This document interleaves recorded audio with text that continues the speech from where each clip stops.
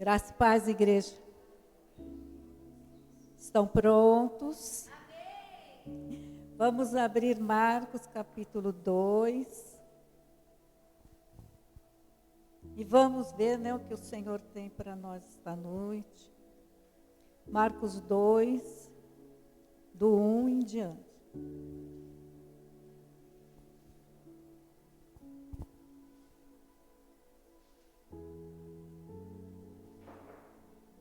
Marcos 2, verso 1, amém?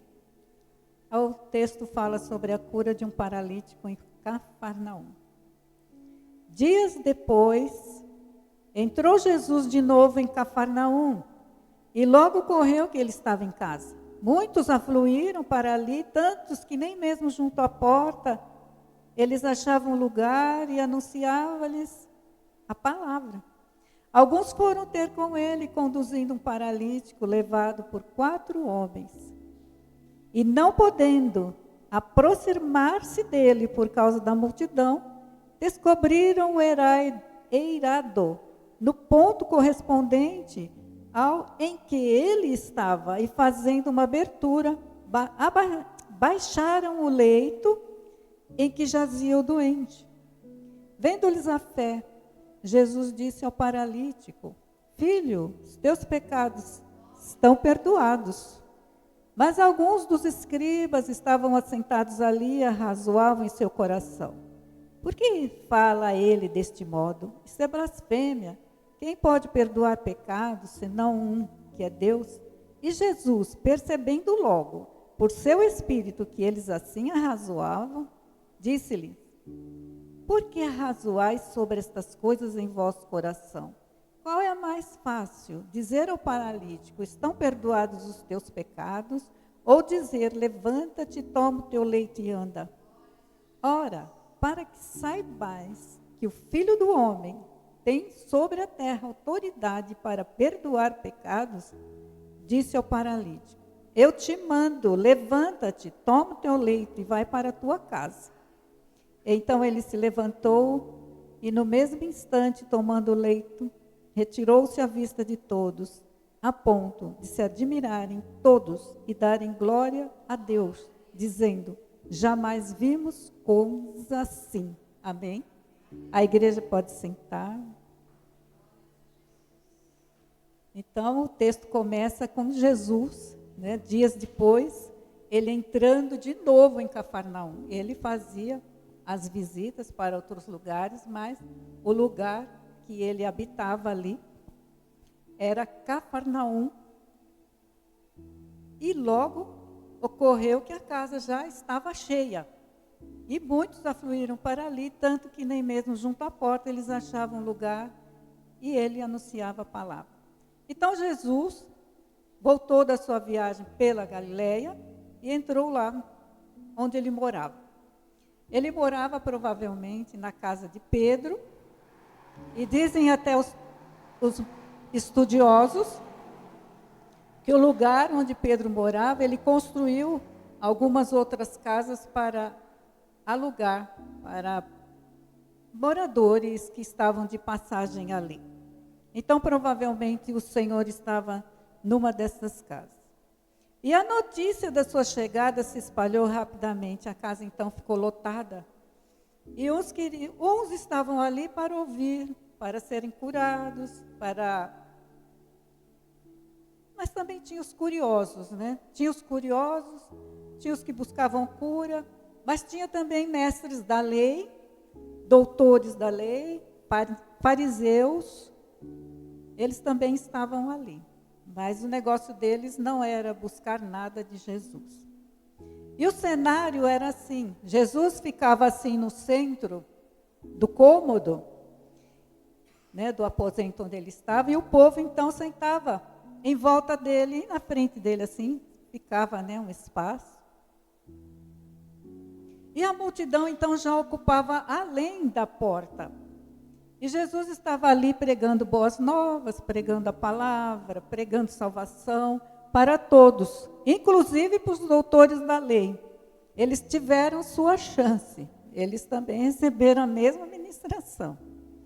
No verso 3 diz: alguns foram ter com ele, conduzindo um paralítico, levado por 4 homens. Então o verso diz assim, que eles foram ter com ele. O que significa? Eles saíram já determinados a dirigir-se a Jesus, a encontrar-se com o Senhor. Eles tinham um objetivo, e o objetivo deles era ter com o Senhor. Eles tinham a motivação do coração. Nós vamos sair daqui para alcançar Jesus. E eles começaram bem. Eles já tinham uma motivação no coração. E nós precisamos também estabelecer nossas intenções ao nos dirigirmos ao culto. Tem gente que tem várias motivações, às vezes não é o Senhor. Então, quer cura, começou mal, começa bem, começa indo buscar o Senhor. E o texto ainda diz que conduzindo um paralítico. E Jesus identificou a paralisia do homem, que se originou do pecado. E quando a Bíblia fala de pecado, ela está falando de das ações que desagradam a Deus, atitudes que confrontam a palavra. Quem desobedece a Deus, ele está afrontando a autoridade de Deus. Ele está entrando em rebelião contra Deus. Estar em rebeldia com Deus é exercer força, resistência. É exercer assim uma vontade contrária e oposta a Deus. E o pecado então distancia a pessoa de Deus.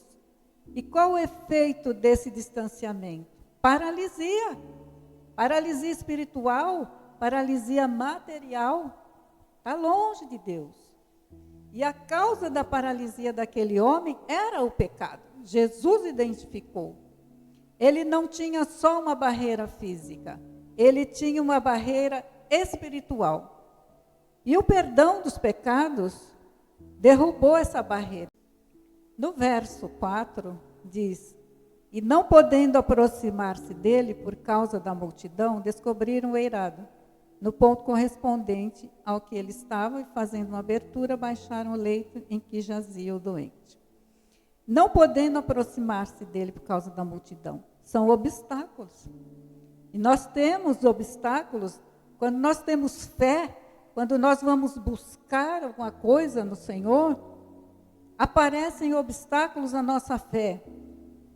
Pode ser pessoas, pode ser uma doença, pode ser alguma coisa. Ela se interpõe para que nós, então, não consigamos nos aproximar de Jesus.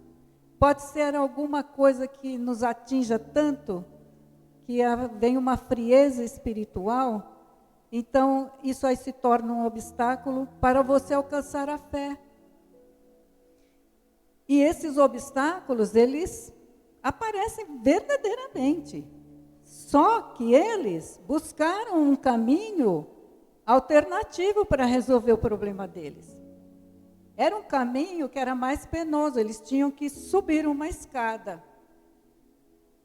Eles tinham que subir uma escada para atingir o teto, para abrir o teto e aproximar-se o seu problema de Jesus. E Deus tinha dado essa visão a eles, de que eles deveriam subir aquela escada se eles quisessem, então, concluir a sua busca, o seu ideal. E eles não desperdiçaram. Eles realmente, então, calcularam o lugar onde Jesus estava. Eles sabiam, né, mais ou menos, eles calcularam. E assim, eles queriam descer aquela maca, era na frente de Jesus, né? Então, eles descobriram uma parte do telhado. As casas da Palestina, eu não sei se eu mandei a imagem, acho que não, né? As casas da Palestina, elas Elas eram um quadrado, né, um retângulo, acho. E aquele cômodo com telhado reto, onde eles tinham ali uma cobertura, né?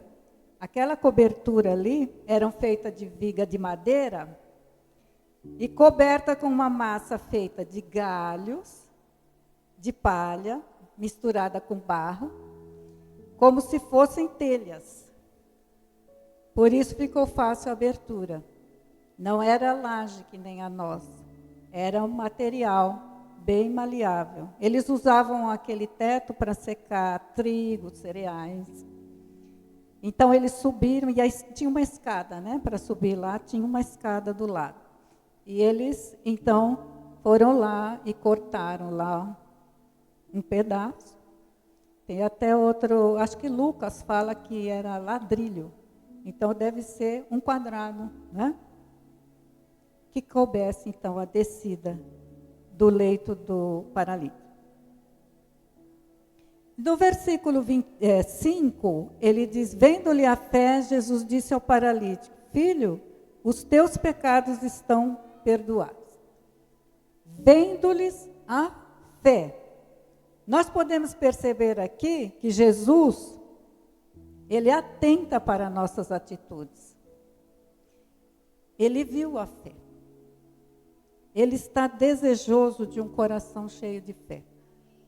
Jesus viu a fé dele, sabe por quê? Porque elas se manifestaram em atitudes. Elas tornaram-se, então, material. Porque, além deles terem fé, eles se manifestaram em dar continuidade da fé deles. Eles tiveram uma fé em ação. Isso são chamadas de obras da fé. E essas obras da fé que geram milagres. Geram os milagres. As obras da fé são nossas ações, nossas atitudes que tomamos no nosso dia a dia, diante de circunstância. Aí vem aquela circunstância, e aí a gente toma uma atitude, às vezes não está carregada de fé, vai se materializar, vai, mas do modo errado. Então, ações e atitudes de fé. Em Hebreus 11:1, acho que vai aparecer no telão, diz assim, ora, a fé é a certeza de coisas que se esperam, a convicção de fatos que se não veem. Então, existem várias traduções. Se você vê na sua Bíblia, a minha é a Revista Atualizada. Mas tem versões que diz que é um alicerce firme, é um firme fundamento, é a substância. Então, a fé, ela é uma certeza. Ela significa uma garantia. Ela significa uma confiança, um alicerce firme, um firme fundamento, uma base. A fé é uma base, um alicerce. Quando você vai construir um edifício, você lança alicerce. Depois você coloca o resto, as paredes, em cima do alicerce. É a mesma coisa. Se você quer alguma coisa, edificar alguma coisa, você tem que ter uma base. E a base é a fé. Que nem a Natália, que faz perfumes. Exemplo, bem simples. Natália faz perfumes. Mas antes dela colocar a essência, ela tem que ter uma base, não é isso? Ela faz a base primeiro, depois ela põe essência, ela põe outras coisas. Mas se ela não tiver aquela base, ela não consegue fazer o perfume dela. É a mesma coisa, a fé é uma base. Se você quer alguma coisa, primeiro você tem que ter fé. O cristão precisa de uma base para que milagres aconteçam. E a base é a fé em ação. Vamos supor que Jesus fala para você assim, que você tem que perdoar. Aí se a pessoa não perdoar, não vai acontecer nada. Porque ela não colocou a fé dela em ação. ela creu. Jesus falou comigo. Eu preciso perdoar, mas não quero, não vou perdoar. Então ela não conseguiu pôr a fé dela em ação, não vai acontecer nada. Se ela está doente, enferma com algum problema, vai continuar com o problema, frequentando cultos, trabalhando na igreja, mas tem uma prisão, falta de perdão, porque Jesus falou e ela não fez. Nossas atitudes e ações materializam a fé. E o que esperamos acontece. No verso 6 diz: mas alguns dos escribas estavam assentados ali e arrazoavam em seu coração. Eles eram fariseus, mestres da lei, e eles vieram de todas as aldeias do lado, lá de Cafarnaum. E eles se assentaram ali, acho que eles chegaram antes do culto. Eles se sentaram ali os primeiros. Muitos deles faziam parte lá do Sinédrio, eles vieram de lá, de Jerusalém. Sinédrio é uma espécie de um tribunal, que ficava localizado nos átrios do templo, lá em Jerusalém. Então tinha os cabeças lá, né? O sumo sacerdote, os responsáveis. E eles eram detetores da lei, eles faziam acréscimos na lei de Moisés, eles seguiam piamente a tradição dos anciãos, eles obrigavam o povo a cumprir o que eles queriam. E Jesus estava incomodando esse sistema deles, e então começaram um processo investigativo. O que eles faziam? Eles enviavam alguns deles e começavam então a investigar os milagres e os ensinos de Jesus. Eles não tinham autoridade para falar nada e nem prender Jesus. Eles só iam investigar e levavam o conhecimento lá para Jerusalém, lá para a cúpula. E como não podiam argumentar, eles começam então a razoar no coração. No verso 7 ele diz: por que fala ele deste modo? Isso é blasfêmia. Quem pode perdoar pecados senão um que é Deus? E Jesus, percebendo logo por seu espírito que eles assim arrazoavam, disse: por que arrazoais sobre estas coisas em vosso coração? Jesus conhece coração. Não adianta querer esconder, né? Disfarçar. Para os fariseus e os mestres da lei, a situação do paralítico era devido a muitos pecados. Então, portanto, era impossível um homem perdoar pecados a não ser Deus. Assim eles entendiam e assim eles queriam que as coisas funcionassem. Mas eles tinham razão. Só Deus realiza milagres. E como prova de que Jesus é Deus com o Pai e o Espírito Santo, Jesus realiza 3 milagres na presença deles. O perdão dos pecados daquele homem, a cura sobrenatural do paralítico, a revelação dos pecados, dos pensamentos secretos dele. 3 milagres. Glórias a Deus, glórias a Jesus. A divindade de Jesus era evidente, mas eles não quiseram admitir. Nem assim. No verso 9 diz assim: qual é mais fácil, dizer ao paralítico, estão perdoados os teus pecados? Ou dizer, levanta-te, toma o teu leite e anda? Olha, dizer que os pecados são perdoados é mais fácil, porque ninguém está vendo. Ninguém está vendo, é invisível, né? Mas a cura era algo que tinha que ser visível. E seria um sinal de quem estava curando fisicamente aquele paralítico, também tinha autoridade para perdoar os pecados dele. No verso 10 diz: ora, para que saibais que o Filho do Homem tem sobre a terra autoridade para perdoar pecado, disse ao paralítico: eu te mando, levanta-te, toma o teu leite e vai para a tua casa. Aqui Jesus usa a expressão o Filho do Homem. Jesus é Filho do homem, Jesus é Filho de Deus. Ambos falam das duas naturezas de Jesus. Ele era plenamente divino e ele era plenamente humano. Veio nascido de mulher. Como Filho de Deus, Jesus é o eterno primogênito do Pai, que veio do Pai, que permanece para sempre, que é eterno, que sempre existiu. Esse é o Jesus divino. Quando Jesus se refere a si mesmo como sendo filho do homem, ele está afirmando que é descendente do homem e enfatizando a sua própria humanidade. Ele queria deixar bem claro: eu sou filho do homem. Era o título que ele mais usava, que ele mais dava para si mesmo.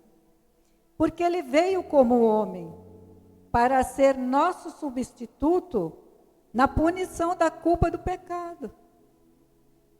Ele veio tomar o nosso lugar. E isso é chamado expiação. Quem não sabia o que era expiação, expiação com X. Não é expiação com S, porque expiação com S é fofoca. É expiação com X. Porque ele tomou o lugar. Ele tomou o nosso lugar. Ele é o nosso substituto. Vamos ler Daniel capítulo 7, versos 13 e 14. Você vai descobrir por que Jesus falava que ele era o Filho do homem o tempo todo. Eu estava olhando nas minhas visões da noite, e eis que vinha com as nuvens do céu, um como filho do homem, e dirigiu-se ao ancião de dias e o fizeram chegar até ele. Foi-lhe dado o domínio e glória e o reino, para que os povos, nações e homens de todas as línguas o servissem. O seu domínio é domínio eterno, que não passará, e o seu reino jamais será destruído. Então Jesus estava dizendo àqueles líderes judaicos que ele era o Messias esperado. Messias que recebe poder de Deus para governar o mundo inteiro. Olha a ousadia. Estava falando isso para a autoridade. Os escribas e fariseus, eles conheciam essas escrituras. Essa escritura que nós lemos, eles liam lá. Estavam tão familiarizados com a profecia de Daniel, mas eles preferiram não crer. Determinaram não crer. A atitude de Jesus em curar o paralítico deixaram eles sem palavras, né? Ficaram perplexos, nunca vimos coisa igual. Eles tiveram muita coisa para falar lá no Sinédrio. Eles vieram investigar, tem que levar notícia para lá, né? E isso despertou a fúria dos líderes em Jerusalém, e o que levou eles a pôr em prática a segunda fase da investigação contra Jesus. Agora eles deveriam fazer perguntas. Era assim. Primeiro investigou, não podia falar, não podia prender. Agora, já que ele fez milagre, né, está se dando uma de o filho do homem, de Daniel, então vamos fazer perguntas. Quando ele cair, prende, porque ele extrapolou ali a lei de Moisés. Era isso que eles queriam. E a terceira fase seria perseguição e morte. 3 fases eles usavam para poder pegar Jesus. E a visão do profeta Daniel foi cumprida no Novo Testamento, em Atos 7, versos 55 e 56, diz: Mas Estevão estava cheio do Espírito Santo, fitou os olhos no céu e viu a glória de Deus e Jesus que estava à sua direita e disse: Eis que vejo os céus abertos e o Filho do Homem em pé, à destra de Deus. Tem um homem no céu e tem Deus na terra. É isso. Você viu que maravilha? Foi confirmada a profecia de Daniel no Novo Testamento. Por isso que Jesus disse aos fariseus: O Filho do Homem tem sobre a terra autoridade para perdoar pecados e para curar. Porque ele recebeu o poder de Deus para governar. E ele já está governando. Estevão viu ele lá na destra, ao lado de Deus. A destra de Deus, ele viu Jesus governando, ele está à direita do Pai, posição de autoridade. E é em todo o universo, tudo, ele governa tudo. Tudo está em poder dele. Mateus 28, 18. Mateus 28, 18 diz: Jesus, aproximando-se, falou-lhes, dizendo: toda autoridade me foi dada no céu e na terra. Ele não tem restrições, ele não tem limitações, ele pode todas as coisas. E é no nome dele que nós operamos, é no nome dele, é debaixo dessa autoridade e poder que nós alcançamos nossas vitórias. Esta é a fé que transforma. Você sabe com quem você está lidando. Um Senhor absoluto e soberano no céu e na terra. E quanto mais nós cremos nisso, mais nós teremos dele. Você quer muito, crê muito. Aqueles homens foram ter com Jesus, não pararam, até conseguirem o objetivo deles. Porque eles sabiam quem Jesus era, diferente dos fariseus. O Filho de Deus, feito homem, que um dia virá nas nuvens do céu para estabelecer seu reino eterno. É o Filho do homem. Aqueles homens, então, estavam alicerçados na palavra de Deus e no Evangelho de Cristo. Quer saber o que é Evangelho de Cristo? É a vida, é a morte, é a ressurreição e a vinda. Total redenção para nós. Total. Esse é o Evangelho de Cristo. Verso 12 diz assim: então ele se levantou e no mesmo instante, tomando o leito, retirou-se à vista de todos, a ponto de se admirarem todos e darem glórias a Deus, dizendo: jamais vimos coisa assim. Então aquele paralítico, debaixo da ordem de Cristo, ele se levantou. Ele se levantou para um novo começo, uma nova história, uma nova vida. E Jesus deu o poder a ele de caminhar. Ele também deu direção. Jesus falou para ele: vai para a tua casa. Porque ele indo para a tua casa, ele vai evangelizar a casa dele, visivelmente, porque ele estava todo curado. Então, é tu e tua casa. É assim que Jesus faz. A salvação é para você e para a sua casa. Então, você vai para a sua casa. Mostra lá o que você recebeu. Então, obedecer, ele obedeceu. Ele levantou de um salto e foi. Obedecer à voz de Cristo é pôr a sua fé em ação. Esse paralítico veio até Jesus carregado, debaixo da fé dos amigos. Mas agora ele sai apoiado na própria fé. Ele levantou e foi. Ele estava totalmente restaurado, por dentro e por fora. O que Deus quer nos ensinar? Tiago 2, 26, diz assim: porque assim como o corpo sem espírito é morto, assim também a fé sem obras é morta. Isso quer dizer que uma fé não aplicada, ela está morta. Ah, mas eu tenho fé. Se você tem fé, você sai agindo. Você sai fazendo, né, o que Deus falou para você fazer. O que a palavra manda você fazer. Então, você vai agir com fé, a sua fé não é morta. Mas a fé sem ação é como um corpo sem vida. É isso que o Tiago está falando. Se você tem uma situação na sua vida que necessita de mudança, procura descobrir o que você pode fazer de concreto para mudar essa circunstância. Talvez você esteja vivendo uma vida cristã, superficialmente. Ela não é profunda.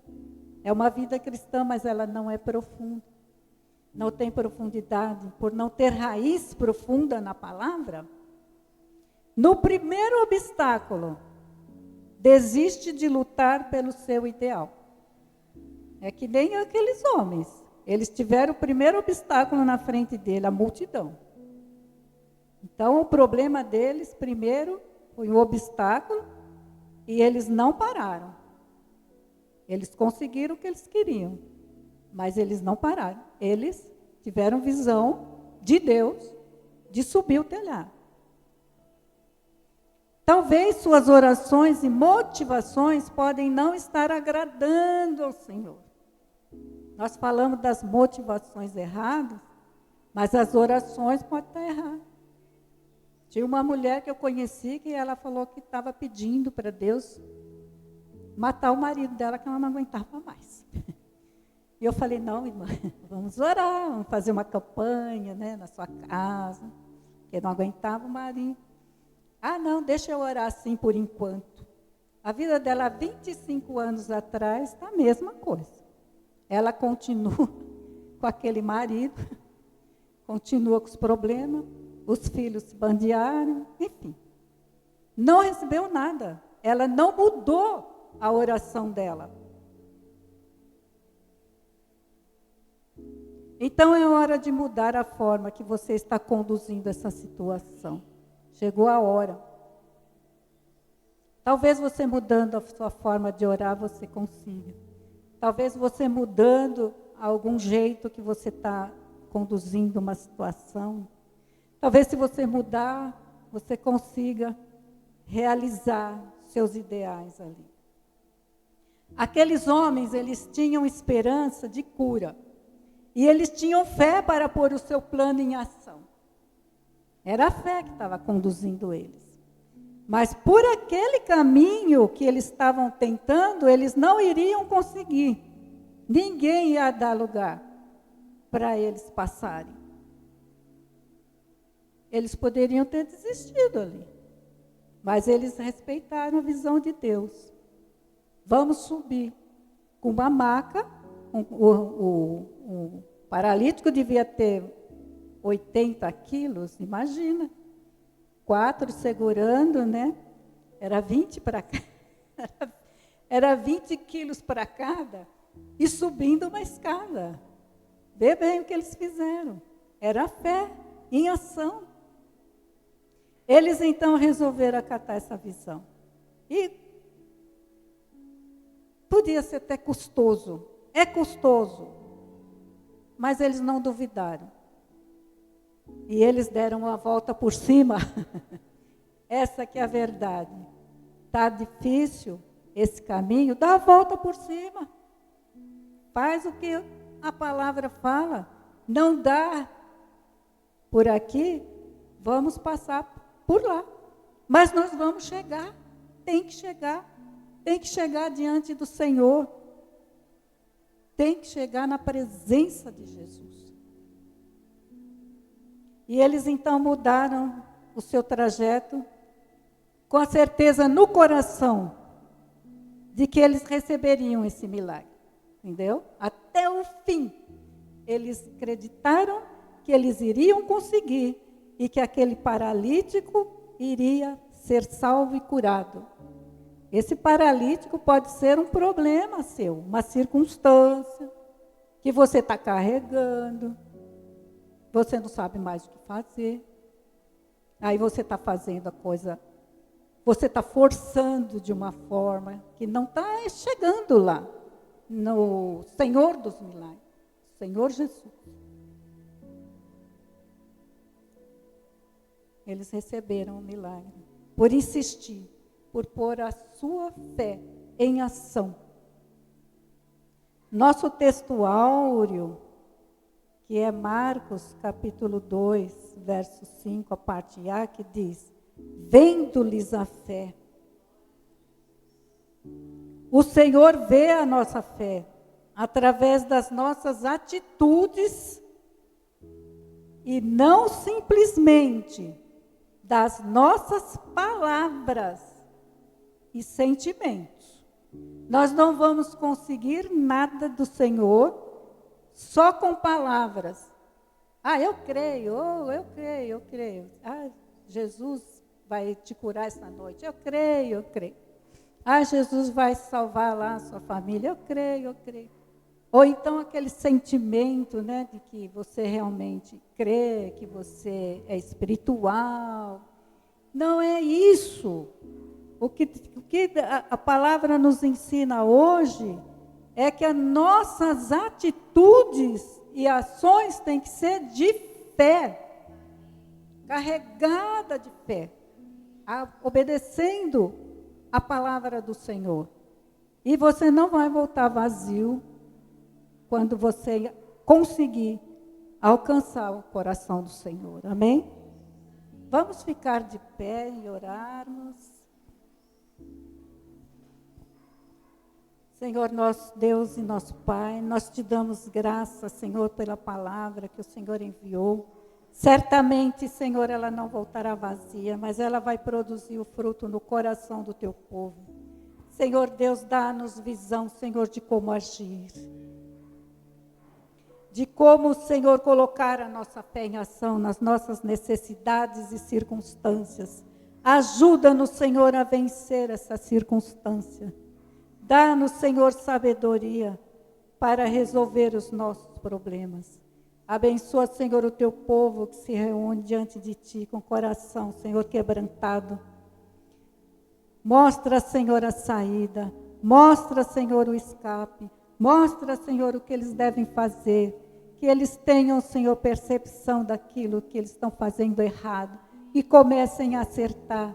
E peguem a fé, Senhor, e coloquem em ação. E receba de ti, Senhor, o milagre. É assim que nós oramos te agradecendo. Em nome de Jesus. Amém. Amém.